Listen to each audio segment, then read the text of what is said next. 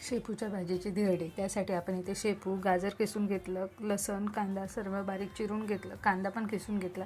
या इथे मी गव्हाचं पीठ, बाजरीचं पीठ आणि बेसन हे 3 पीठं घेतले. तिखट, मीठ, हळद, जिरं, ओवा असं आपण सर्व टाकलं. मी थोडेसे तीळ पण टाकले, पण ते व्हाईट याच्यावर दिसून नाही राहिले.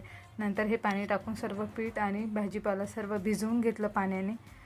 अंदाजे पूर्ण आपण जसं धिरड्याला भिजवतो किंवा भज्याचं असते तसं पूर्ण पातळ करून घेतलं आणि तवा गरम झाल्यावर थोडंसं तेल टाकून त्याच्यावर धिरडे करून घेतले. हे तुम्ही चमच्यानेही फिरू शकता, पण याच्यात भाजीपाला असल्यामुळे मी थोडंसं हातानं फिरवलं, कारण की चमच्याला ते चिटकत होतं.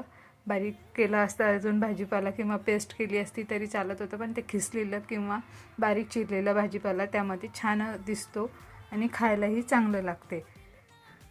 अशा प्रकारे आता आपण हे पूर्ण भाजून घेणार आहोत. कमी गॅसवर भाजायचं म्हणजे पूर्ण व्यवस्थित होईल. आणि या प्रकारे थोडंसं आता हा माझा लोखंडी तवा आहे, तुमच्याकडे नॉनस्टिकचा तवा असेल तरी तो वापरू शकता.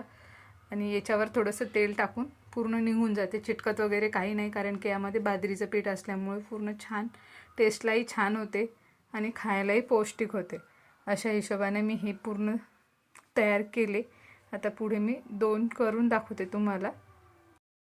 आता आपण प्लेटमध्ये काढून घेऊ. हे झालेलं आहे, दोन्ही बाजूनी छान झालेलं आहे.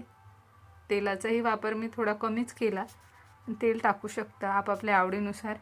आता मी इथे प्लेटमध्ये काढून घेतलं. आता परत दुसरं आपण धिरडं तयार करून घेऊ.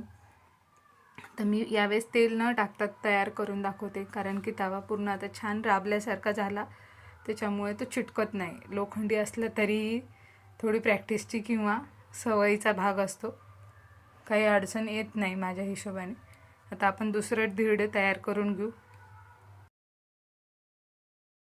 ही बाजू झाली, आता आपण परतून घेऊ. परत दुसऱ्या बाजूनेही छान भाजून घ्यायचं.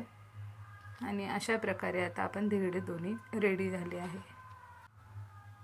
हे पण आता आपण प्लेटमध्ये काढून घेऊ. आणि यासोबत तुम्ही कोणती एखादी शेंगदाण्याची चटणी किंवा काही असं घेऊ शकता, पण आमच्याकडे गुळाचा पाक खातात यासोबत आणि खरंच खूप छान लागतो, पौष्टिक पण असतो. थोडासा गूळ घ्यायचा, कमी पाणी टाकून थोडंसं ते पूर्ण गूळ वितळेपर्यंत त्याचं पाणी तयार